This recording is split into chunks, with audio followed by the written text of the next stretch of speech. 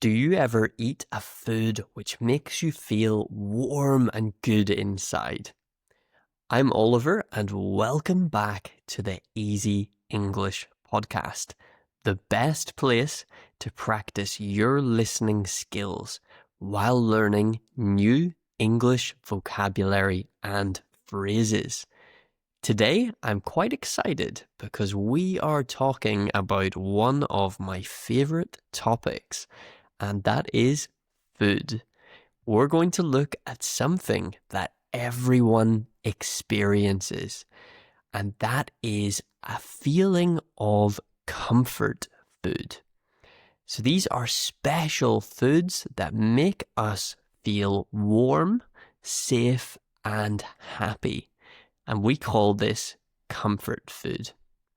Have you ever had a specific dish or food that makes you feel better whenever you're sad, tired, or even just need a good feeling? You know what food to go to. That food is comfort food. We're going to explore why these foods have such a strong effect on our emotions. But first, we are going to look, as always, at some key vocabulary for the episode. I want you to listen to these words and their definitions, and during the episode, try to hear them. Actively listen for those vocabulary. But first, if you're new here or if you've been listening for a while and you haven't subscribed or followed the podcast, make sure you are subscribed or following.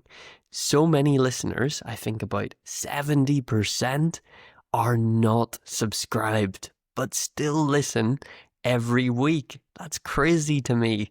So make sure to subscribe or follow. It's free. Let's look at our key vocabulary. The first word is comfort. Comfort. And this is a feeling of being relaxed, warm, and happy, often without pain or worry.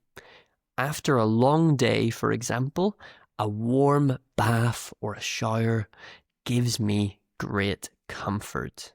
It makes me feel comfortable. The second word, memory. Memory. This is also a noun, and it means something you remember from the past. It's the ability to remember things as well. For example, I could say if I hear a nice song that I love or from my past, I can say this song brings back happy memories from my childhood. The third word is dish, which is also a noun. All of our words today are nouns. So dish is a specific type of prepared food, like a meal or a part of a meal. For example, pasta is a popular Italian dish. Sushi is a popular Japanese dish. Or ramen, for example, too. Our fourth word, this is a good one. It is craving. Craving.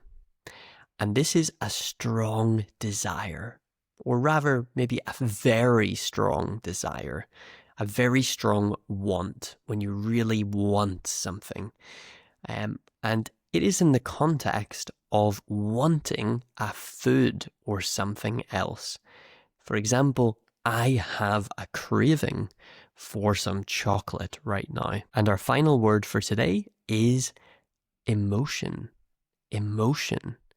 Also a noun, this is a strong feeling like happiness, sadness, anger, or love. Food can often very strongly affect our emotions. So keep these words in mind as we talk about the special power of comfort food. Now let's go to the main episode.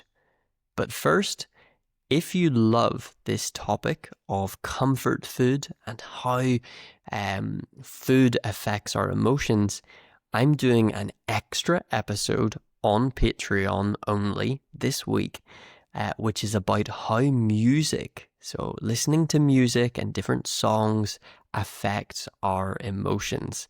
So we're going to look more in detail and a bit more advanced on this topic of emotions and how we can be affected. So that will be out on Patreon this week, probably on Tuesday. So if you'd like to support the show, it's the best way to support me and support Easy English and to help keep these episodes free of charge and available to everyone.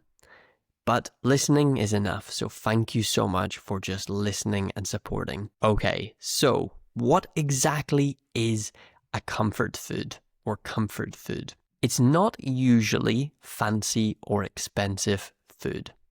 It's often quite simple, familiar, and easy to eat. I combined those words together in my head and said similar, but it's often simple, familiar, and easy to eat. Think about a dish that reminds you of your home, your childhood, or a time when you felt safe and loved. Perhaps a really good memory. For example, in many Western countries, a classic comfort food might be homemade chicken soup or another soup that you've had when you were not feeling so well. Maybe your mother or father made this soup for you. Or for Americans, perhaps it is mac and cheese, macaroni and cheese. So these are foods that would feel like a warm hug from the inside because of the memories. It's not just about the taste, that feeling of taste. It's about the feeling that it gives you, a feeling of comfort. It can be sweet, salty, creamy, warm, and maybe even cold. But it always feels familiar and good.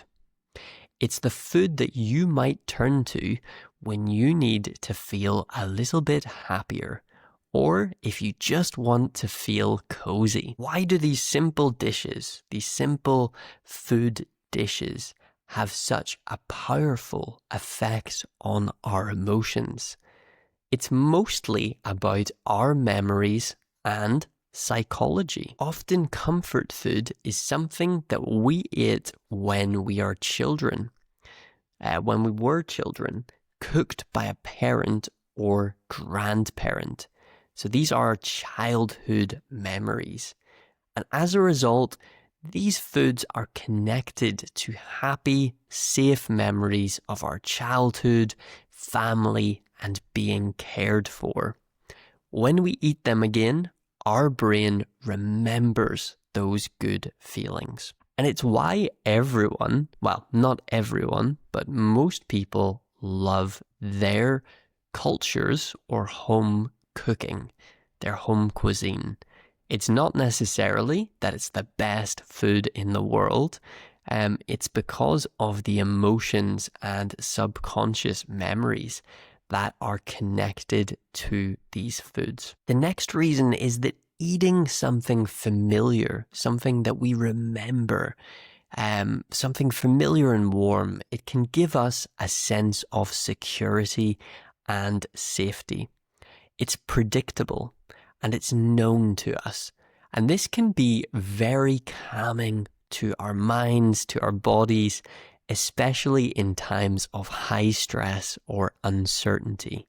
You know, when everything is crazy in your life, or you've had a tough week or a tough day, and you want something that you know is good for you, good to you, and that you enjoy, and that you have good memories with. It's a safe choice, and it's a great option. And sometimes food is also used to celebrate or show love. When someone cooks your favorite dish for you, it's an act of love, of course.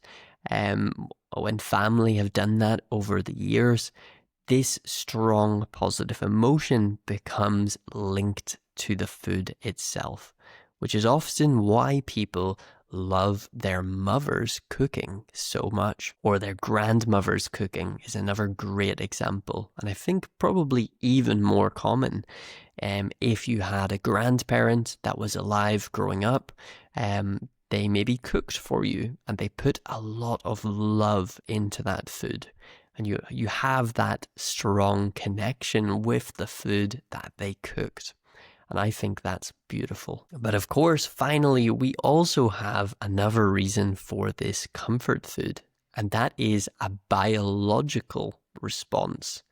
When we look at different comfort foods from around the world, a lot of the popular options in lots of different cultures, not just Western cultures, are very high in fat or sugar, for example, too. And this can make our brains also release chemicals that feel good. So this is a quick boost to our dopamine and therefore our positive feeling of emotions. That's not to say that all comfort food is unhealthy or high in fat or sugar, but there definitely is a trend that a lot of comfort foods are maybe not the healthiest. They're very fatty or high in sugar or calories in some way or the other. So it really is overall a mix of memories and the present feeling of comfort that makes these foods so special and give us this feeling of comfort. So I'm going to give you a couple of examples of comfort food. And I'll look mainly at English examples because you guys know more about your own countries than I do. So I'm going to look a little bit at the US and the UK, some English-speaking countries that I would know about, right? So in I would say in every culture and country, comfort food can be different. But the feeling that it gives us is universal. It's something that we all feel. So let's take a look at a few examples. There are foods, I think, which now have become globalized. They're all around the world. And they can be a comfort in lots of different cultures, like pizza, for example, or a burger. They're almost very Americanized. They've been spread globally through fast food and chain restaurants. And for people in lots of cultures, they have these foods as a comfort food. But let's look specifically first at the United States. So besides mac and cheese, I would say from looking online, a lot of people from the US and Canada also said that a chicken noodle soup is a classic comfort food, especially when you're sick. It reminds so many people of their mothers or grandmothers taking care of them. And I would say even here in the UK, a chicken noodle soup or any type of maybe soup as well, I associate with a time when I'm sick, because we don't often eat soup in this country as a regular dish. It's usually for a time when you have a cold or a flu or are feeling a little bit under the weather and need more liquid. It also here tends to be an older generation dish. So a lot of grandparents would have cooked soup. Grandmothers in particular, growing up, they would cook soup and you would eat it. In the UK, I think the biggest comfort food for most people, and I'm sure most of my fellow Brits, other British people would agree on this, is a Sunday roast, a traditional Sunday roast dinner. And this is a dish that we usually have on Sundays with our families. And it's made up of a roasted meat, usually chicken or beef. Some families have, ham or like some pork or duck or even fancier stuff, but usually roasted chicken or roast beef. Potatoes, vegetables, gravy, and Yorkshire puddings as well. If you don't know what those are, you can look them up online. And this can be a really strong source of comfort because it reminds people of their family gatherings, and that connection over the years. It's also something stable and consistent because we have Sundays every week. And for many families, including mine, Sunday dinner is something that we regularly have every Sunday. And it then provides that feeling of safety and security and family too. I think it's a great tradition and one that I would like to continue and carry on in my family as well. Okay, so we are going to go to our listener spotlight for today. My favorite part of the episode, when we look at your answers to the questions that I give you guys. So, first, before we read your answers, I want to remind you, if you haven't checked out my new book yet, the link is in the description below. It's an ebook which teaches you phrasal verbs in English through short stories and exercises.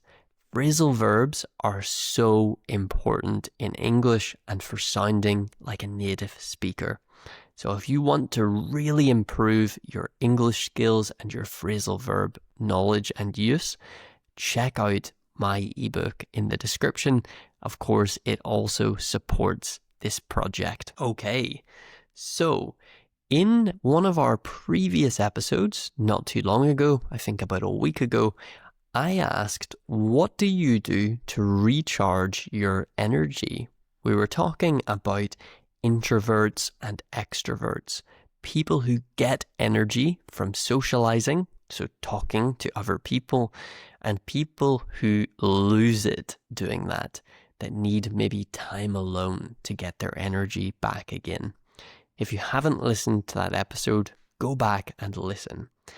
But anyway, I asked you guys, how do you recharge your energy?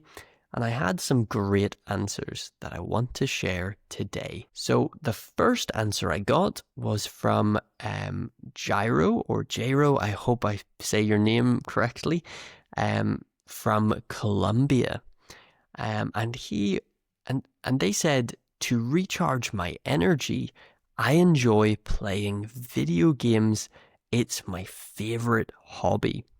Also, I like to take my dog for a walk and do some pull-ups.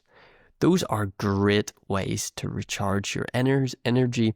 I also love to sometimes play video games. I love to exercise as well, and go for walks. So I agree with you with those methods and great ways to unwind and to recharge. Excellent answer and very well written. I had an answer from Maria, who's from Spain, and she said, to recharge, I love to put on my headphones and just listen to music.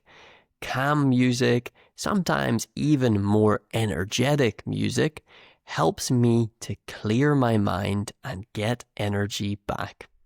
That's a great way to use sound and music for comfort and energy.